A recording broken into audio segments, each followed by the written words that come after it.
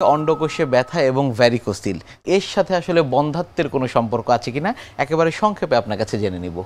হ্যাঁ, অবশ্যই বন্ধ্যাত্বের সম্পর্ক আছে, যেটা আমি আগেই বলেছি যে ভেরিকোসিল থাকলে স্পার্মের কাউন্ট কমে যায়, অলিগোস্পার্মিয়া হতে পারে এবং স্পার্মের মুভমেন্ট কমে যায়।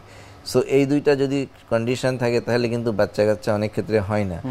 সো ভেরিকোসিল এখন যেটা রিকমেন্ডেশন আমেরিকান ইউরোলজিক্যাল অ্যাসোসিয়েশন বলেছে, যদি কারো বন্ধ্যাত্ব থাকে এবং অলিগোঅ্যাস্থেনিয়া স্পার্মিয়া থাকে এবং প্যালপেবল ভেরিকোসিল হয়, তার ভেরিকোসিলের চিকিৎসা করতে হবে।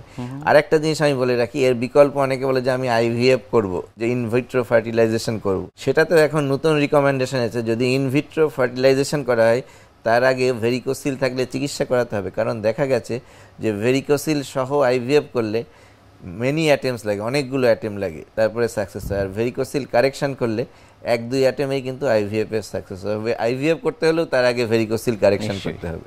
অনেক ধন্যবাদ আপনাকে আমাদের আজকের এই অনুষ্ঠানে আসবার জন্য। আপনাকে এবং দর্শকদেরও অনেক ধন্যবাদ। প্রিয় দর্শক, এতক্ষণ দেখছিলেন স্বাস্থ্য প্রতিদিন। কথা হচ্ছিল খুব গুরুত্বপূর্ণ একটি বিষয়, অন্ডকোষে ব্যথা ও ভ্যারিকোসিল নিয়ে।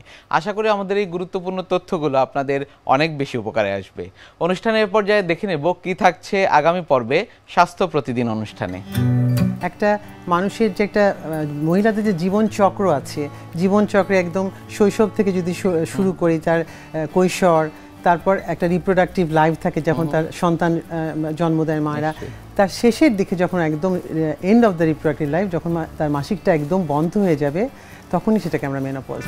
বিশ্বের যে কোনো প্রান্ত থেকে যে কোনো সময় আপনাদের পছন্দের অনুষ্ঠান স্বাস্থ্য প্রতিদিন দেখতে ভিজিট করুন আমাদের পূর্ণাঙ্গ ওয়েব পোর্টাল www.ntvbd.com এ। এছাড়া এনটিভির সব জনপ্রিয় অনুষ্ঠান ও খবরের আপডেট পেতে ভিজিট করুন আমাদের ইউটিউব চ্যানেল ও ভেরিফাইড ফেসবুক পেজে। আজ এখানেই শেষ করছি, আগামীতে আবারও দেখা হবে।